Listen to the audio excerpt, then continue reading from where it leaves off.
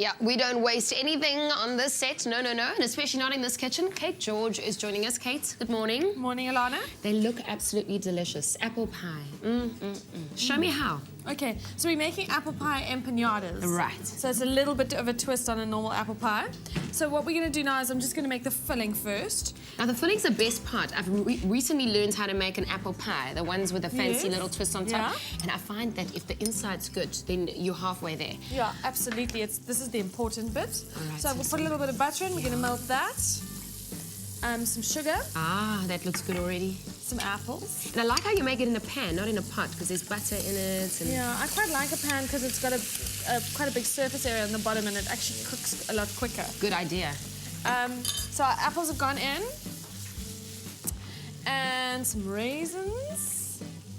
A little bit of lemon juice and some lemon zest. That's a good idea. Just adds a little bit of a tartness, even though we're using Granny Smith apples, which are the nicest apples to actually cook with, because they've got quite a tart flavour and quite a firm flesh, so they get soft and still hold their shape a little bit, and they aren't too sweet when you cook with them. So we're putting some cinnamon in here as well. How much cinnamon do you put in? Can you put a pinch. You don't just enough. Like just enough. Michael Winifred would say, yeah. You want to put enough to have a flavour, but you don't want it to be too overpowering. Right. And also the thing with cinnamon is that it can get a little bit gritty if you put too much in. Right, so you don't want that funny feeling on your teeth. Yeah, like sand in your apple pie. No, nobody you wants want that. nice apple pies. Yeah. Okay, so this is going to cook down. We want it to cook until it really softens nicely. And then what we're going to do, the other thing I've done is made a little crumble mixture. So what this is brown sugar, flour and butter with some rolled oats in it. So I just blitz it in the machine until it comes into like almost like breadcrumbs, that kind of consistency. So this is our crumble. Okay. And then we'll leave this on the go. And all of that will become... Yes, so it's going to look like that. So you cook it down so it's quite soft. Okay. Okay, so now it's empanada time. So what we've done is just taken some puff pastry and just rolled it out. So this is puff pastry. I could do this easily. Okay. You can make empanada pastry, but it's the kind of thing that's... if you've got a roll of puff pastry in the freezer, it's quite a quick and easy thing to do. Okay, so what we're going to do is take a little bit of egg wash and just brush the sides of our puff pastry. This is going to be the glue that sticks this together. It looks beautiful already. It's quite a fun thing. This smells divine. There's apples in the kitchen. Oh, we're cooking with an apple a day. So if you've just joined us, an apple a day in our espresso kitchen, and Kate George is showing us how to make a beautiful apple pie empanadas. Okay, so I see that you put some of the crumble in. So crumble in first, yeah. Right, and then a little bit of the apple pie filling. Okay, so you want to keep it in the center of the circle, just so that you can close it nicely.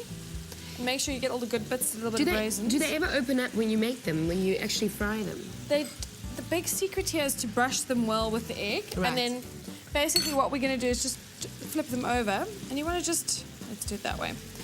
You want to just keep the filling in. And then you just squeeze down nicely. And I've used my fingers, but you can use Make a fork. Fancy pattern with your forks or... whatever. And then basically, that's it. So this goes into some oil, so you want to deep fry them until they get crispy. Possibly not the healthiest thing to have for breakfast. But so tasty. Yeah. How long do you fry them for? Until they go golden. Okay. And it usually takes about 4 or 5 minutes, and you want to do it at about 180 degrees, so it's not too hot or smoky, so that the pastry cooks all the way to the center. Okay, well, that sounds good to me. Our keyword for this morning is pie. Pie to 33728. And you can recreate this by getting a link to the recipe of the Pick and Pay ingredients. And you can make a beautiful apple pie empanadas. I see you serve it with a dollop of cream as well. Yes. Also quite nice with a bit of butterscotch sauce or some caramel. Yeah, an apple a day. I'd like to eat my apple like that. I'd like to eat my apple like that too. Well, so easy to make. Pie to 33728, and you can make these apple pies as well. Now, from a healthy diet and an apple a day to our dog's diet, what to do when your dog eats poo? It's at the All Seasons Milk Factory where we found goodness produced on a daily basis. Pick and Pay, always there for you.